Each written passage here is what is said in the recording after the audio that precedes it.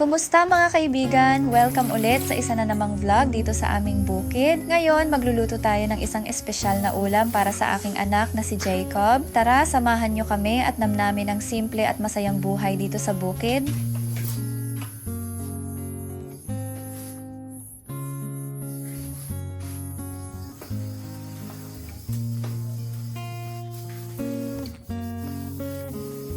Mga kaibigan, una nating gagawin ay lagyan ng abo ang paltat para matanggal ang malansa at madulas sa balat nito.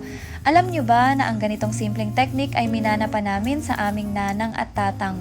Dito sa bukid, marami tayong natututunan mula sa ating mga magulang at lolo't lola.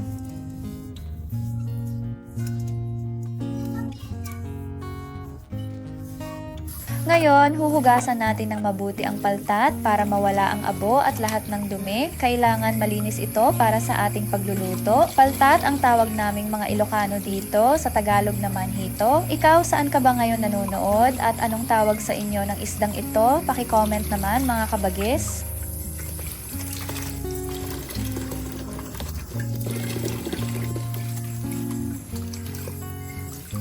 Habang hinihintay natin ang paltat, hiwain natin ang kalamansi. Ito ang gagamitin natin para sa marinade at para siguradong mawala ang lansa ng isda.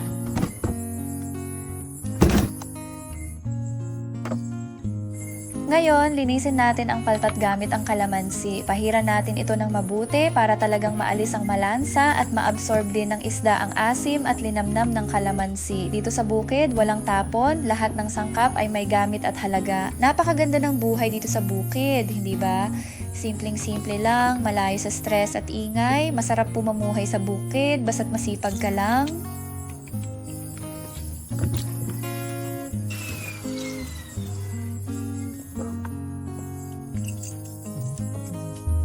Ayan, tapos na natin linisin. Ngayon, hiwain natin ang paltat para mas madali itong ma-marinate at maihaw mamaya. Sa pagluluto, kailangang may kasamang pagmamahal at malasakit para maging legit ang lasa ng luto mo. O diba, hugot!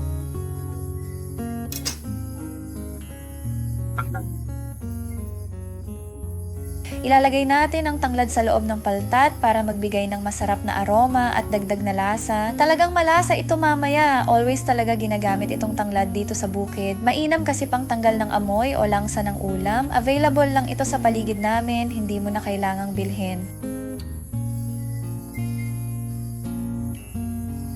Ngayon, pahiran natin ng asin ang buong paltat. Sa simpleng paraan, makakagawa tayo ng masarap na pagkain. Dito sa bukid, simple lang ang buhay pero napakasarap. Sarap talaga ng buhay sa bukid, walang stress, sariwang hangin, preskong gulay, pasaway na kapitbahay minsan pag nalasing charot.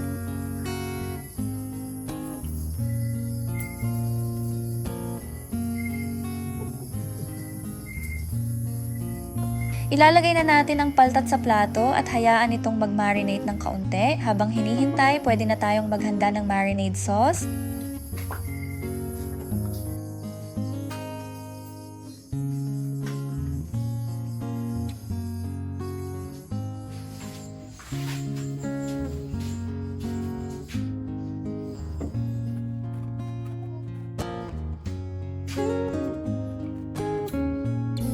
Ngayon, sa isang bowl, haluin natin ang mantika, toyo, magic sarap at konting asin. Ito ang magiging marinade sauce natin. Haluin ito ng mabuti para magpantay ang lasa.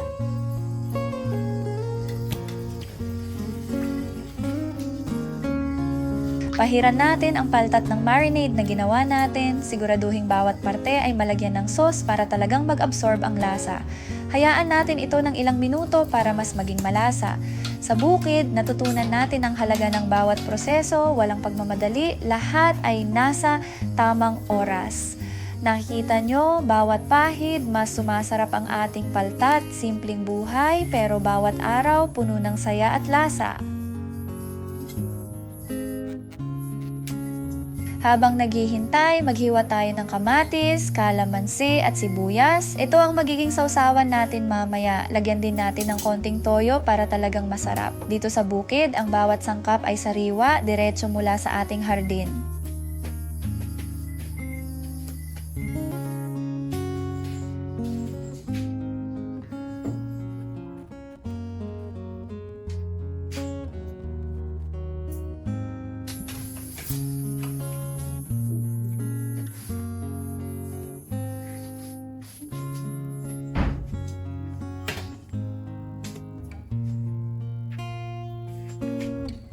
Ihanda na natin ang ihawan, siguraduhin na mainit na ito bago natin ilagay ang paltat para mabilis itong maluto at maging juicy.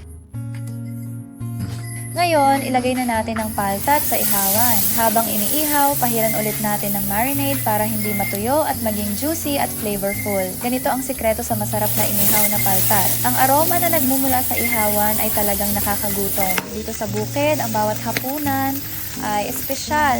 Ang ganda talaga ng buhay sa bukid, mga kaibigan. Simpleng-simple pero nakakakumpleto sa pakiramdam.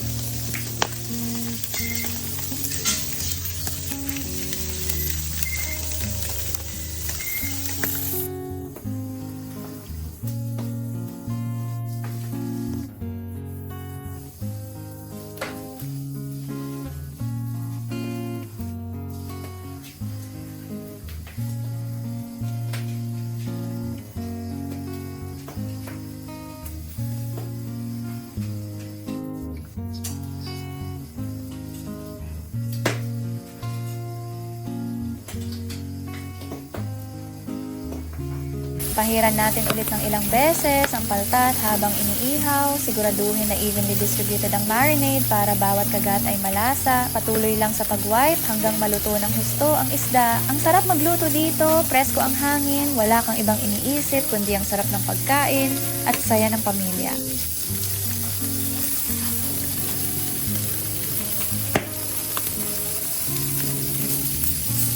Ayan, luto na ang ating paltat, ang bango at ang sarap ng amoy. Ilagay na natin ito sa plato at ihanda para sa plating.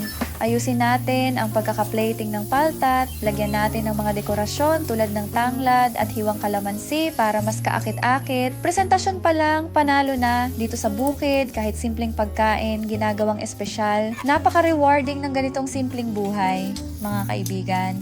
Sobrang fulfilling.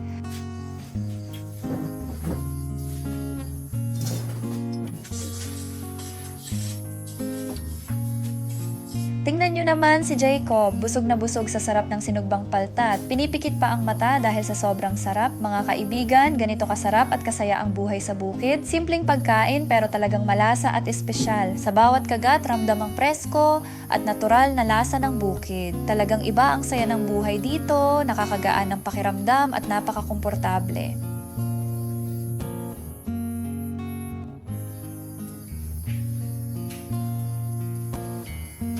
Maraming salamat sa pagsama nyo sa amin ngayong araw. Sana nag-enjoy kayo sa simpleng buhay dito sa bukid. Kung gusto nyo pang makakita ng mas maraming ganitong klase ng video, huwag kalimutang mag-follow at mag-subscribe. Hanggang sa susunod, paalam!